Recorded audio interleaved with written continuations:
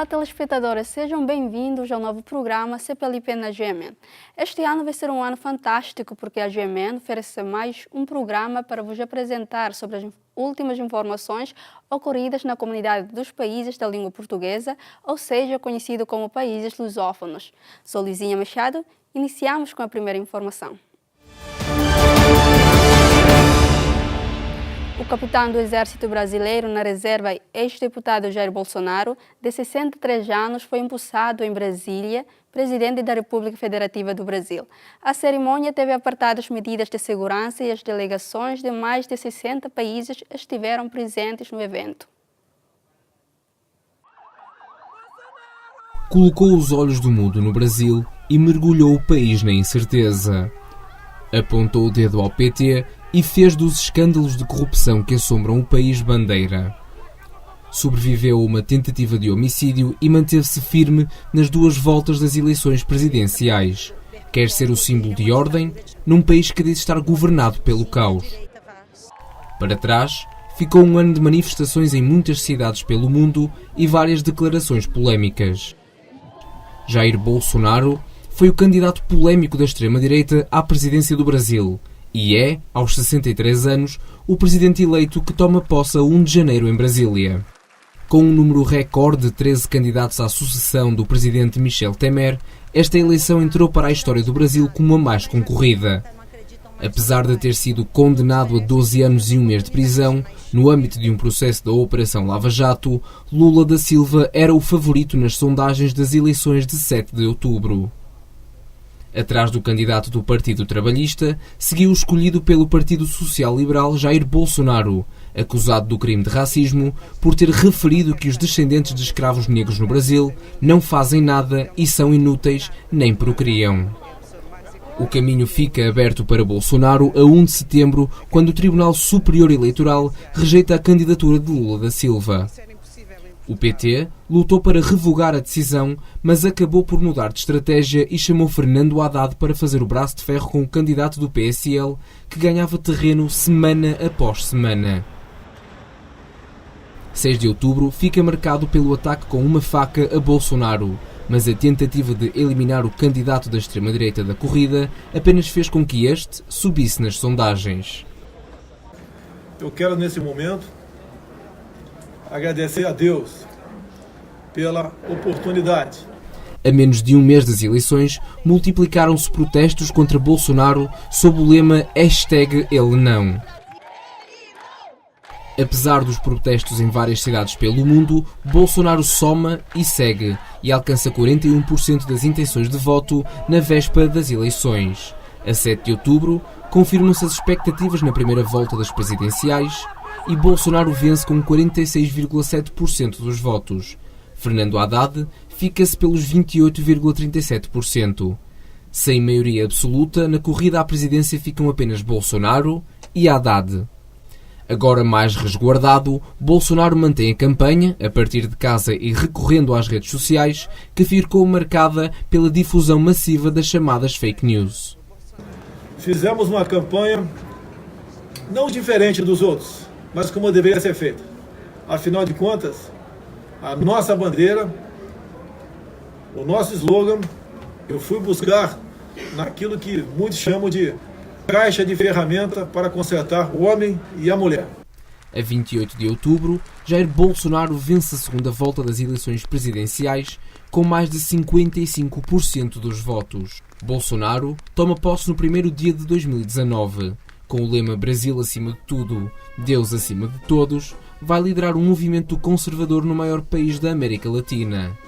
A defesa da ordem civil, da moral cristã e o liberalismo económico são pilares pelos quais Bolsonaro pretende construir um novo país. Chamado de mito e herói pelos seus apoiantes e de perigo à democracia por críticos e adversários, Bolsonaro está na política brasileira há 28 anos, mas apenas agora chega a um alto cargo da política.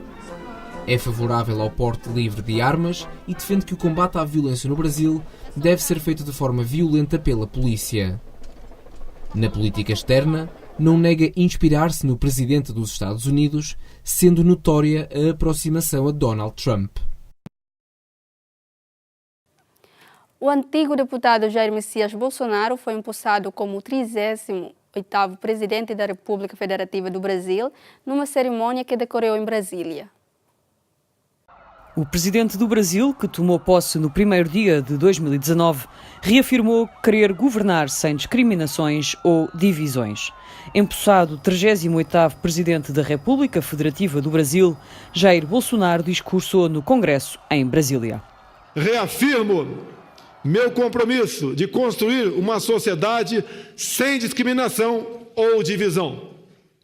Daqui em diante, nos pautaremos pela vontade soberana daqueles brasileiros que querem boas escolas, capazes de preparar seus filhos para o mercado de trabalho e não para a militância política, que sonham com a liberdade de ir e vir, sem serem vitimados pelo crime, que desejam conquistar, pelo mérito, bons empregos e sustentar com dignidade suas famílias, que exigem saúde, educação, infraestrutura e saneamento básico, em respeito aos direitos e garantias fundamentais da nossa Constituição. O novo presidente do Brasil prometeu realizar reformas estruturais, considerando-as essenciais para relançar o crescimento económico. Na economia, traremos a marca da confiança, do interesse nacional, do livre mercado e da eficiência. Confiança no cumprimento de que o governo não gastará mais do que arrecada e na garantia de que as regras, os contratos e as propriedades serão respeitados. Realizaremos reformas estruturantes que serão essenciais para a saúde financeira e sustentabilidade das contas públicas, transformando o cenário econômico e abrindo novas oportunidades.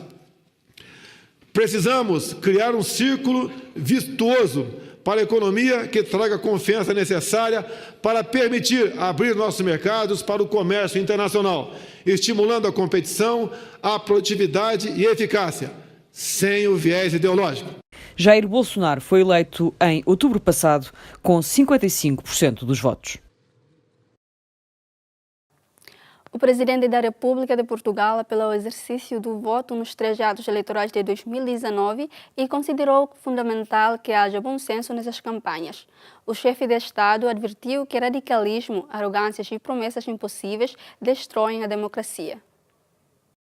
Marcelo Rebelo de Sousa assumiu estas posições sobre os riscos da demagogia e do populismo na sua tradicional mensagem de Ano Novo, na qual assinalou que o clima pré-eleitoral para as eleições europeias, regionais da Madeira e legislativas que se realizam em 2019 já começou em 2018.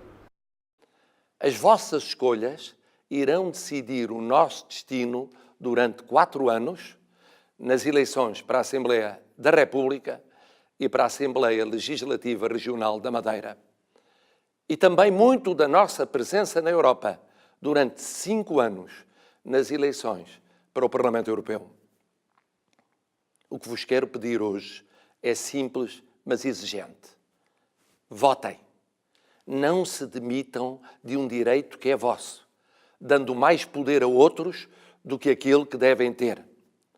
Pensem em vós, mas também nos vossos filhos e netos.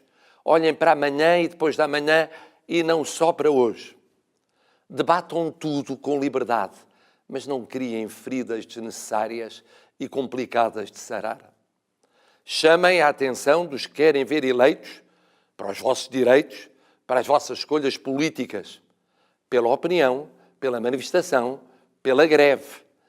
Mas respeitem sempre os outros, os que de vós discordam e os que podem sofrer as consequências dos vossos meios de luta. Se quiserem ser candidatos, analisem com cuidado o vosso percurso passado e assumam o compromisso de não desiludir os vossos eleitores. Pensem como demorou tempo e foi custoso pôr de pé uma democracia e como é fácil destruí-la. Com arrogâncias intoleráveis, com promessas impossíveis, com apelos sem realismo, com radicalismos temerários, com riscos indesejáveis. Com o mundo e a Europa como se encontram, bom senso é fundamental. O que não é incompatível com ambição. Podemos e devemos ter a ambição de continuar e de reforçar a nossa vocação de plataforma entre povos, culturas e civilizações. Podemos e devemos ter a ambição de assegurar que a nossa economia não só se prepara para enfrentar qualquer crise que nos chegue, como queira aproximar-se das mais avançadas e dinâmicas da Europa, prosseguindo um caminho de convergência agora retomado. Podemos e devemos ter a ambição de ultrapassar a condenação de 1 de cada 5 portugueses à pobreza e a fatalidade de termos Portugais a ritmos diferentes, com horizontes muito desiguais. Quem venceu crises e delas saiu com coragem e visão é certamente capaz de converter esse esforço de uma década num caminho mobilizador e consistente de futuro. Conto convosco, portugueses, neste ano de tantas decisões.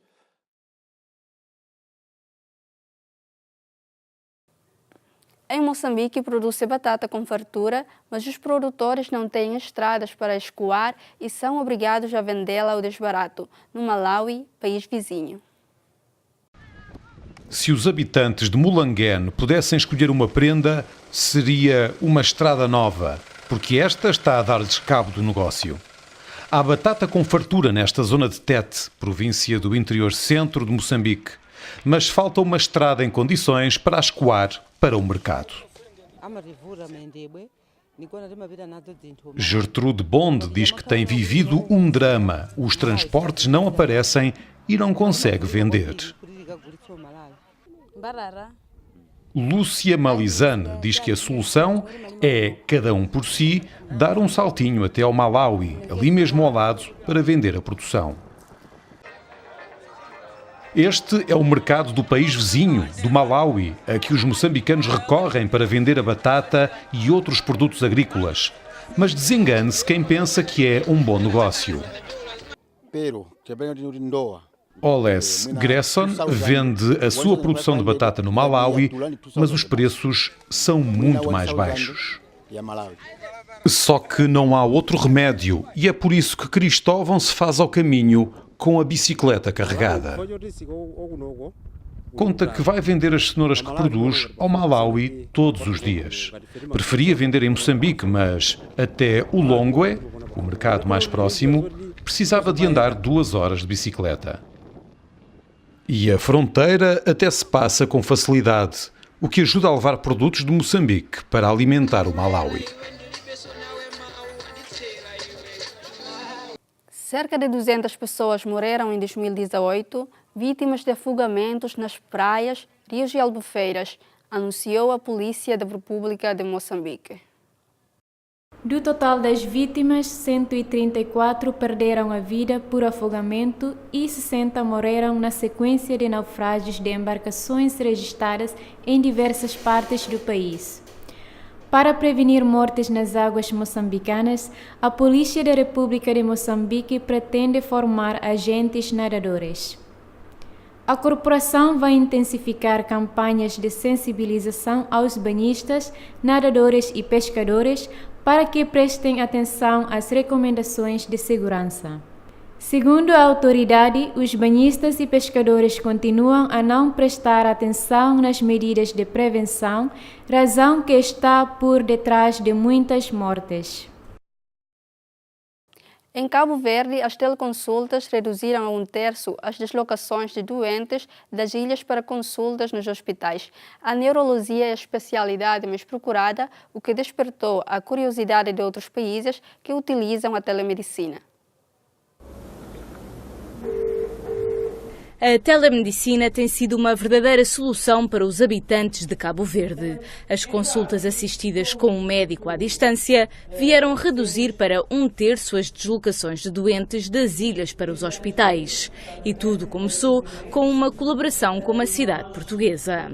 Considerando que a telemedicina é a prestação de cuidados médicos à distância, nós podemos dizer que a telemedicina nasceu em Cabo Verde há muitos anos, já há muito tempo.